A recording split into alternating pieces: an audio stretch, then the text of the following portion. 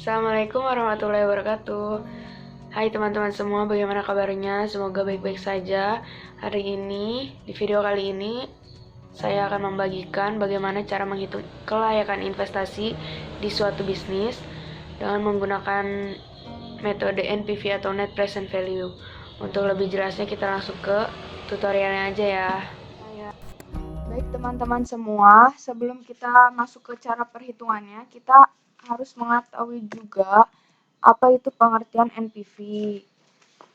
Nah, pengertian NPV, metode Net Present Value atau NPV ini merupakan metode yang dilakukan dengan cara membandingkan nilai sekarang dari aliran kas yang masuk bersih atau dengan nilai sekarang dari biaya pengeluaran suatu investasi.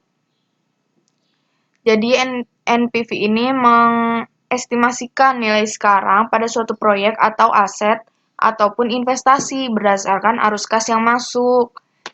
Nah, NPV ini juga bisa digunakan untuk menghitung kelayakan suatu investasi atau proyek. Apakah proyek ini layak atau tidak dijalankan gitu. Untuk lebih jelasnya kita langsung pada cara penghitungannya. Di hadapan kalian ini sudah ada rumus menghitung NPV. NPV sama dengan N periode terakhir di mana aliran kas diharapkan atau N pada periode tertentu dikalikan dengan AT atau aliran kas pada periode tertentu dibagi dengan persamaan 1 dikurangi K suku bunga atau diskon rate di pangkat periode atau tahun tertentu. Cara ini merupakan cara yang menurut saya agak rumit gitu. Jadi saya akan menjabarkan pada kalian cara yang lebih mudah yaitu dengan menggunakan table present value interest factor dengan table present value interest factor annuity. Nah, untuk lebih jelasnya kita langsung ke soal aja ya.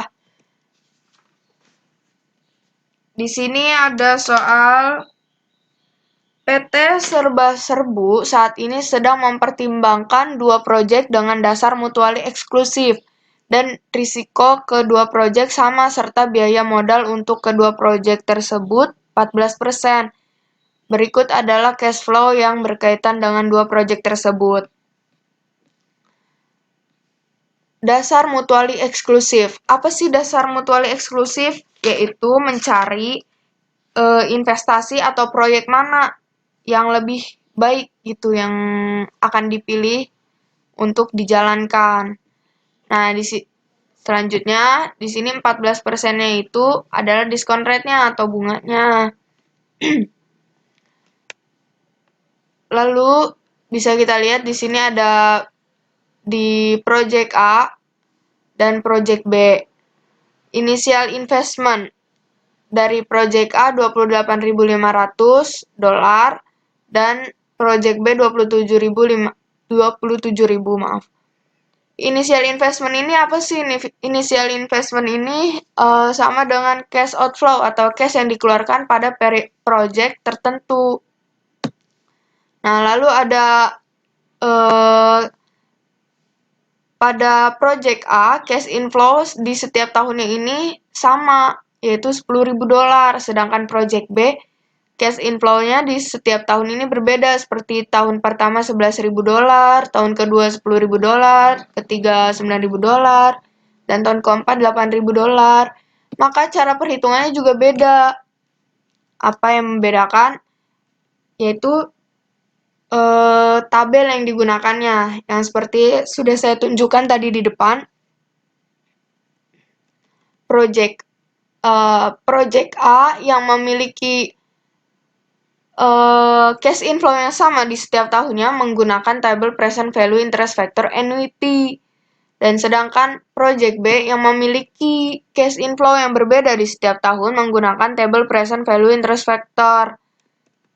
Nah, bagaimana perhitungannya? Langsung saja ke penyelesaian pada project A, yaitu dengan rumus NPF sama dengan N pada periode yang ditentukan dengan dikalikan dengan PFIFA dan dikali R atau bunganya yaitu 14% dan N yaitu periode yang akan dihitung. Lalu dikurangi dengan PF, present value cash outflow-nya, atau cash yang dikeluarkan pada proyek A. Di sini 10.000 dapat dari mana? Yaitu dari cash inflow yang dikeluarkan setiap tahunnya, yaitu 10.000. Lalu PFIFA dikali 14% kali 4. Kenapa 4? Karena N di sini tuh karena kita cash inflow-nya tiap tahun sama, yaitu 10.000 dalam 4 tahun ini, maka kita langsung bisa menghitung dalam 4 tahun berapa NPF-nya gitu kan. Lalu dikurangi dengan 28.500, yaitu cash outflow atau initial investment-nya dari project A. Lalu dari mana 2,1937? Ini kita bisa lihat di tabel. Tabel PFIFA, yaitu tadi kan diskon rate-nya 14% dan periode keempat. Kita lihat nih periode 4 dan 14%, yaitu 2,9137. Jadi 10.000 atau cash inflow yang masuk di setiap tahunnya dikalikan dengan PFIFA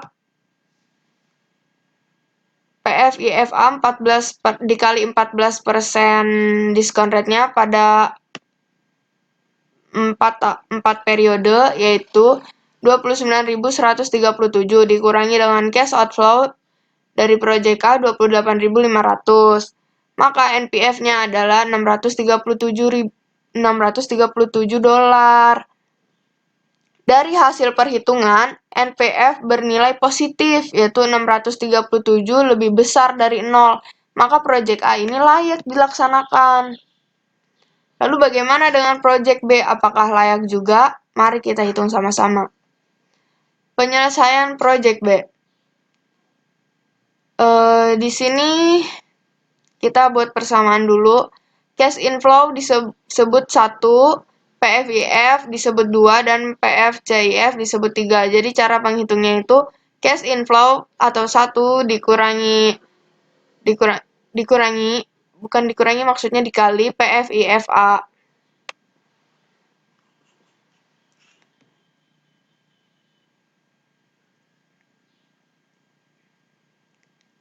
Lalu pada tahun pertama cash inflow dari project B itu kan 11.000 dan PFIF-nya 14% dikali N.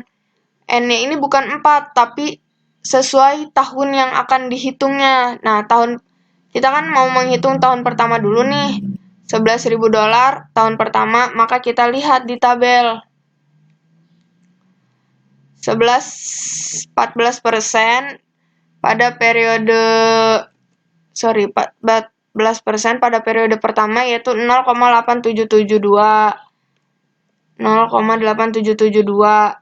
Lalu 11.000 dolar dikali 0,8772, yaitu 9.649,2. Dan begitu seterusnya untuk menghitung pada tahun kedua, ketiga, dan keempat.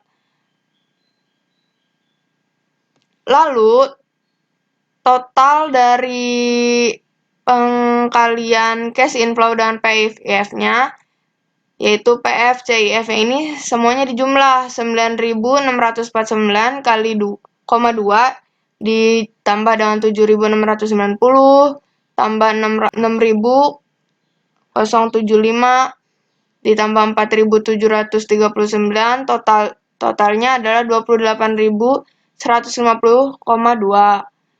Lalu dikurangi dengan cash outflow atau kas yang dikeluarkan dari project B, yaitu 27.000 nih. Dikurangi, maka hasilnya adalah 1.150,2. Dari hasil perhitungan NPV bernilai positif, yaitu 1.150,2 lebih besar dari 0, maka project B juga layak dilaksanakan.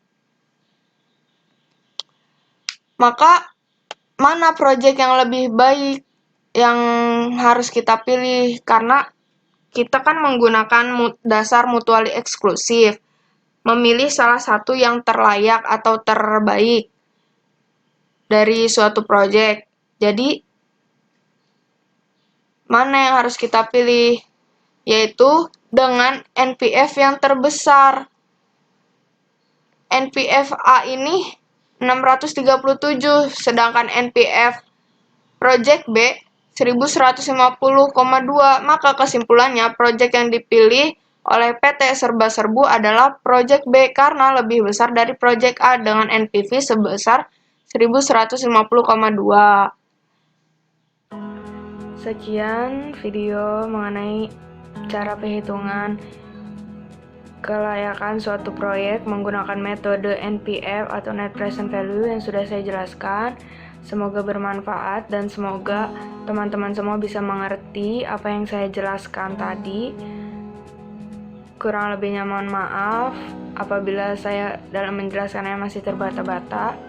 Semoga bermanfaat. Terima kasih. Wassalamualaikum warahmatullahi wabarakatuh.